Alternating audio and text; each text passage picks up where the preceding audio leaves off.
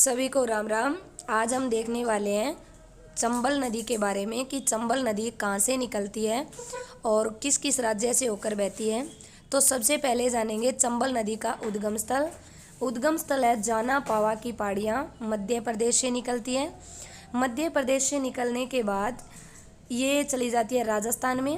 राजस्थान से बाद में आती है यूपी के अंदर उत्तर प्रदेश में। तो जैसे ही मध्य प्रदेश से निकलती है तो इसमें एक बांध बनाया गया है जिसका नाम है गांधी सागर बांध, जो चंबल नदी पर मध्य प्रदेश में मंदसौर जिले में बना हुआ है। अगर आपसे पूछा जाए राजस्थान में कहाँ से प्रवेश करती है, जो 84 गढ़ जो चित्तौड़गढ़ का क्षेत्र है यहाँ से राजस्थान में प्रवेश करती है। फिर चित्तौड़गढ़ में इस पर दूसरा बांध बनाया जाता है जिसका नाम है राणा प्रताप सागर बांध। फिर आगे बढ़ती है कोटा के अंदर। कोटा में दो बांध बनाए गए इस पर, कोटा बैराज बांध और जवाहर सागर बांध। ये दो बांध कोटा में बने हैं। अगर पूछे चंबल नदी पर कितने बांध बनाए गए हैं तो 4 बांध है, जिसमें पहला आया था गांधी सागर, दूसरा राणा प्रताप सागर और तीसरा जवाहर सागर, चौथा आ जाएगा कोटा बैराज सागर बांध। फिर आगे निकलते हैं तो कोटा के बाद में ये चली जाती है सवाई माधोपुर, फिर करौली, धौलपुर होते हुए यूपी के अंदर प्रवेश करती है। लेकिन इसमें कुछ सहायक नदियाँ आकर मिलती हैं। बाईं ओर से आने वाली सहायक नदी है मेज नदी। मेज नदी जो है ये कोटा के अंदर आकर इसमें मिल जाती है, जबकि मेज नदी का उद्गम झालावाड़ जिले से होता है। फिर दूसरी साइड दाईं ओर तरफ इसमें काली सिंध नदी आती है। काली सिंध नदी का उद्गम स्थल मध्य प्रदेश के अंदर है और ये नानेरा, कोटा के अंदर नानेरा नामक स्थान है, यहाँ पर आकर चंबल में मिल जाती है। और फिर आपसे पूछा जाए कि काली सिंध जो नदी है इसमें सहायक नदियाँ कौन कौन सी है, तो एक तो आहू नदी है, ये भी उद्गम मध्य प्रदेश से होता है। ये मनोहर थाना झालावाड़ के अंदर काली सिंध में मिलती है। एक है परवन नदी, इसका विंध्याचल पहाड़ियों से उद्गम होता है मध्य प्रदेश में। ये भी मनोहर थाना झालावाड़ के अंदर प्रवेश करती है काली सिंध नदी में। फिर अगर आपसे एक क्वेश्चन पूछ लिया जाए कि तीसरी नदी कौन सी, तो चंद्रभागा नदी है जो झालावाड़ के अंदर आकर इस पर मिल जाती है।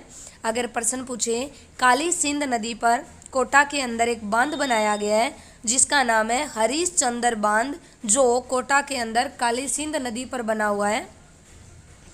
फिर आगे नदी आती है पार्वती। पार्वती नदी भी मध्य प्रदेश से निकलती है, लेकिन ये पालिया गांव कोटा के अंदर आकर चंबल नदी में मिल जाती है। इससे आगे चलते हैं सवाई माधोपुर। सवाई माधोपुर के अंदर सीप नदी आती है और रामेश्वरम नामक स्थान पर गंगा नदी में मिल जाती है। और दूसरी ओर से खमनोर आती है सहायक नदी, जो बनास जो सहायक नदी है ये खमनोर नामक स्थान से निकलती है राजसमंद से, और ये रामेश्वर घाट के अंदर चंबल में मिलती है। और फिर आगे जाकर चंबल मुरादाबाद इटावा जिले के अंदर यमुना नदी में मिल जाती है। ये नदी थी चंबल, ये थी चंबल की सहायक नदियाँ। और इन सहायक नदियों को याद करने के लिए मैंने इसी वीडियो में आगे ट्रिक लगा रखी है जो आप याद कर सकते हो आसानी से कि कौन कौन सी सहायक नदियाँ हैं। अगर आपसे पूछा जाए बांध तो 4 बांध बने हुए हैं। अगर पूछा जाए चंबल नदी का उद्गम तो चंबल नदी का उद्गम मध्य प्रदेश जाना पावा की पहाड़ियों से होता है। अगर पूछा जाए किस किस जिले से गुजरती है तो ये मध्य प्रदेश से निकलती है, फिर राजस्थान में आती है और फिर यूपी में जाती है। राजस्थान के अंदर चित्तौड़गढ़, फिर कोटा, फिर इसके बाद सवाई माधोपुर, फिर करौली के बाद में धौलपुर और धौलपुर से होते हुए यमुना नदी के अंदर जाकर मिल जाती है।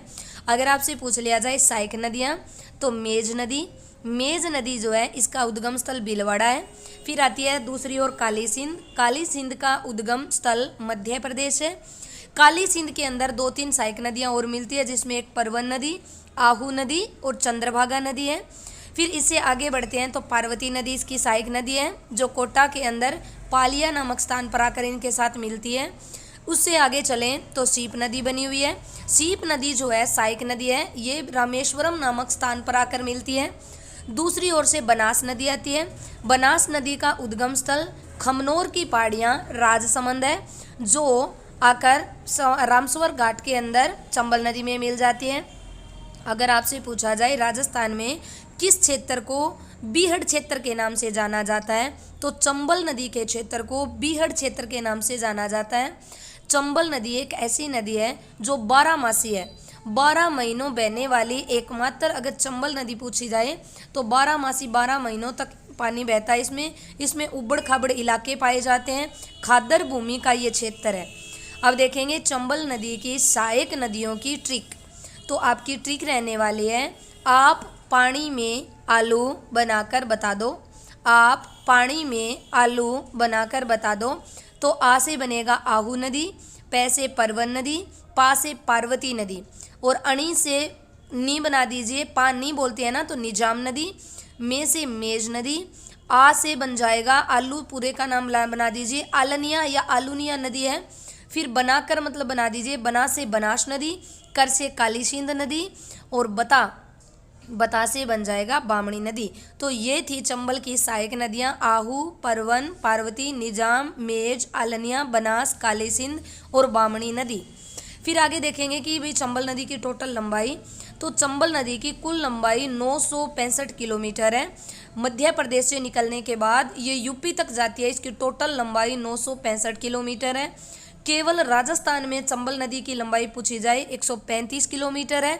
लेकिन राजस्थान और मध्य प्रदेश की सीमा बनाने वाली पूछी जाए तो 251 किलोमीटर की सीमा बनाती है चंबल नदी।